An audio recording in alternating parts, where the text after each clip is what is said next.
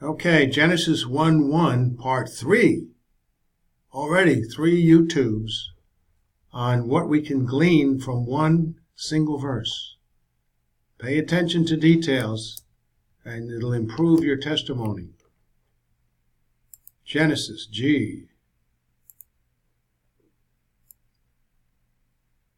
Chapter 1. Genesis 1:1. We left off at, so in spite of popular opinion, the word day. We were talking about the word day there. 6 days of creation. People say, well, it could be 1,000 years, could be billions. But we're talking about Hebrew grammar, not imposing a modern day theory back upon the author Moses, who wrote these words, as if he would know about the Big Bang Theory. He wrote what he wrote in Hebrew. A series of historical ands establish consecutive and recent action over 6 24-hour days. In the beginning, God created the heavens and the earth was formless and void, meaning empty, without form, and the darkness was over the surface of the deep, and the Spirit of God was moving over the surface of the waters. And the earth was. The word "and" connects verses 1 and 2 chronologically and sequentially, one right after the other, pointing towards actual days, 24-hour ones. As a matter of fact, all verses in Genesis chapter 1 are joined chronologically and sequentially by that conjunction. A pattern is established.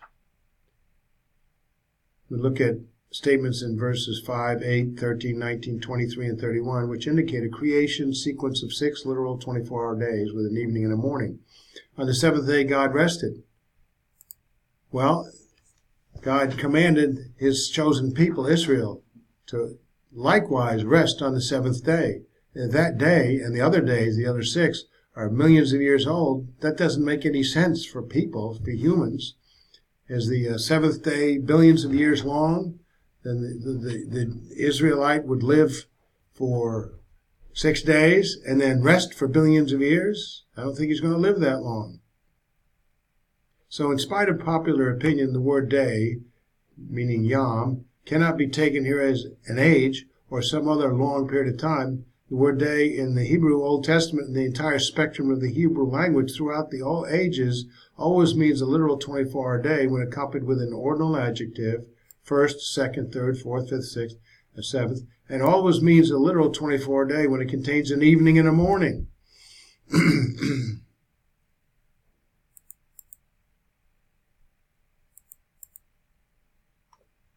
So, author James Stambaugh writes in an Impact periodical number 251 from Creation Institute of Creation Research,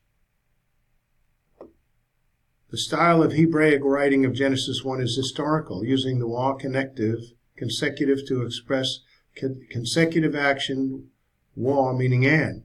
Bible historians, the original writers of the Bible who wrote historical accounts, used this style to express actions, events, or states which are to be regarded as the temporal or logical sequence of actions, events, or states mentioned immediately before. What this means for Genesis 1 is that God describes a sequence of events that occur. The sequence of events occurs one after the other throughout the creation week. We see this sequence reflected in the English as "and God said," and "there was," and "it was," with which each verse in Genesis 1 begins. Each occurrence signifies that some action followed another in a real-time sequence. This is very important as it relates to the events of Genesis 1. Francis Anderson observes, a string of wa consecutive connectives, clauses in narrative prose, historical states, events as occurring in a time sequence one after the other. It is implied that one is finished before the next begins, so it is possible to speak of the verbs as perfective in aspect. So the events of Genesis 1, 14, and 19 have an opening wa consecutive, and God said, and a closing pattern of wa consecutives and it was evening, and it was morning, separating the fourth day from the previous and subsequent commands God issued. The point for the interpreter is that each day in Genesis 1 must be interpreted as a complete event. So God began his creation of the sun, moon, and stars on day 4 and finished them on that same day. This also rules out the concept that the days may overlap in some manner, contrary totally to the idea, the model of evolution.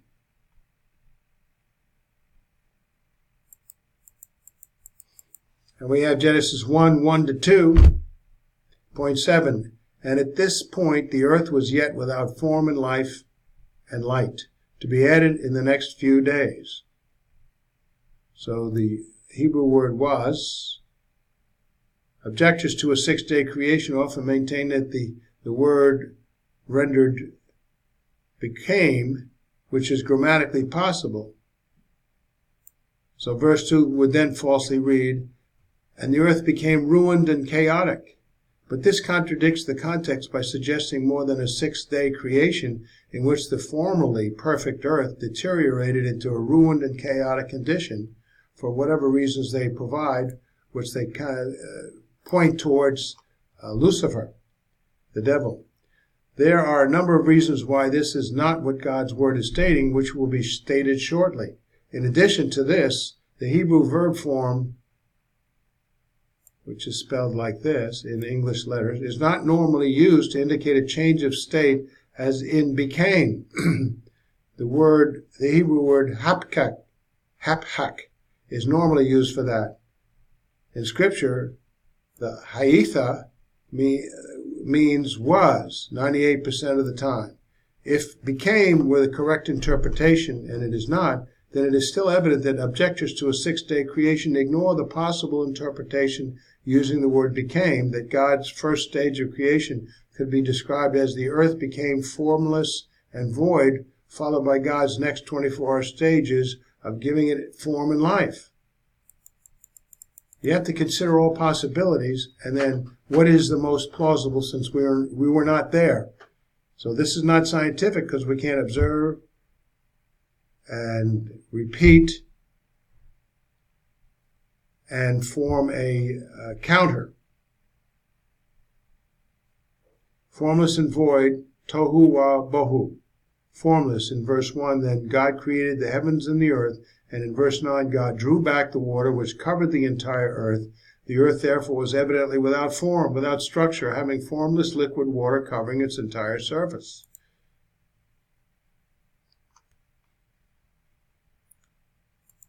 So we have to observe, repeat, and be able to falsify. You use a controlled experiment. So in the theological word book of the Old Testament, Laird Harris, editor, tohu, the Hebrew word formless, the adjectives formless and empty seem to be the key to the literary structure of the chapter, Genesis chapter 1. The record of the first 3 days refers to the heaven and earth receiving their form, and the record of the last 3 days to the filling up of their emptiness. The gap, or interval theory, which some maintain, posits a millennia-long period of time implied by or in Genesis 1:2, and which usually translates 1:2a by the less likely, but the earth became without form and void, and it has come into increasing disfavor in recent years. Its main exegetical support in Isaiah 45:18 reads, God did not create the earth, tohu, and has been falsely interpreted to mean that therefore an original creation described briefly in Genesis 1:1 was destroyed, and that the geological ages ensued during the gap, the gap theory, and that the new creation portrayed in Genesis 1:3 was built on the wreckage of the old. But Isaiah 45:18, after the phrase quoted, goes on to say that God formed the earth to be inhabited, therefore assuring the reader that tohu was not his ultimate purpose in creation.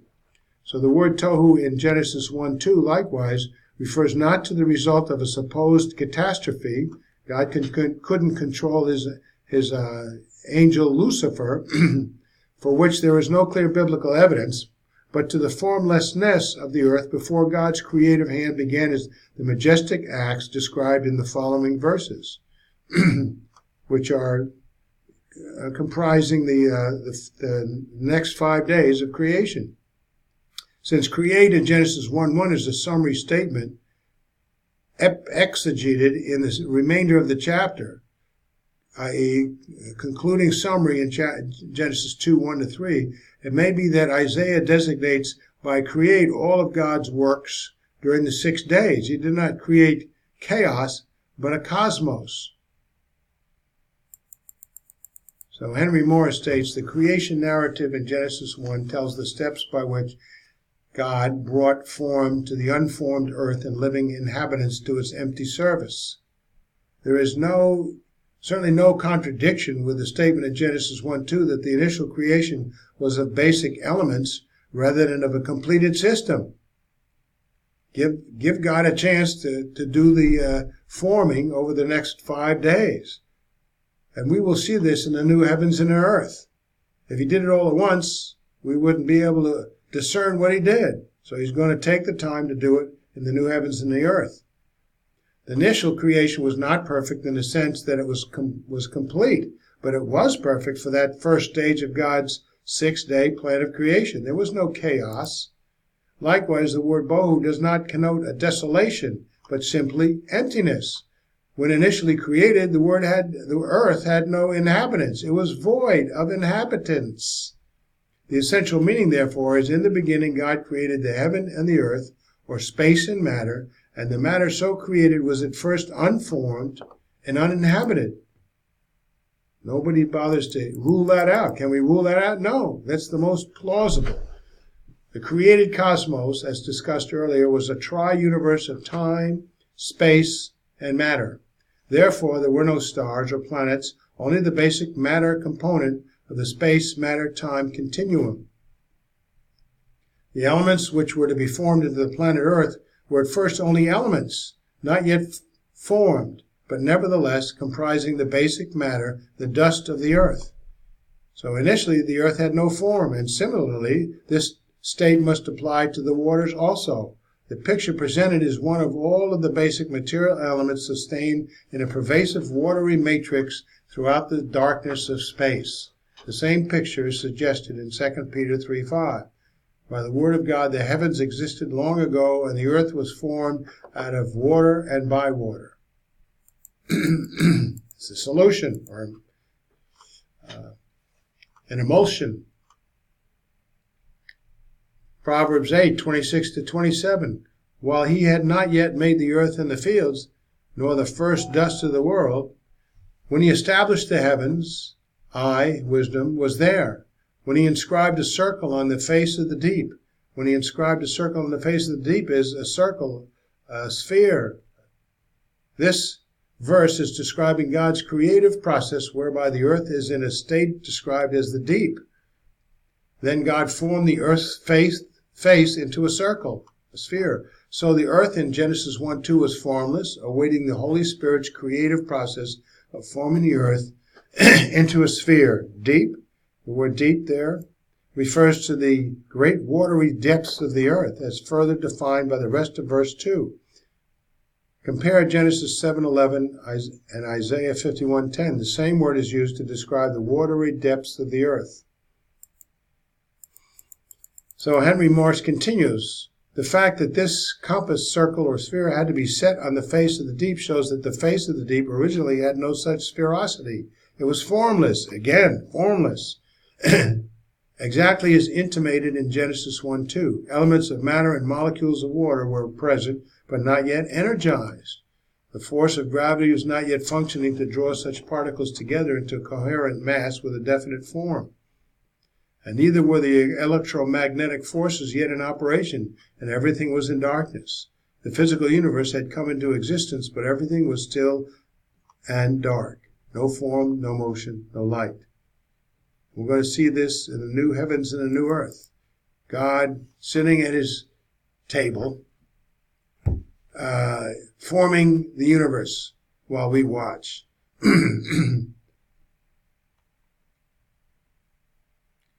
So we'll go to D. Russell Humphreys next time.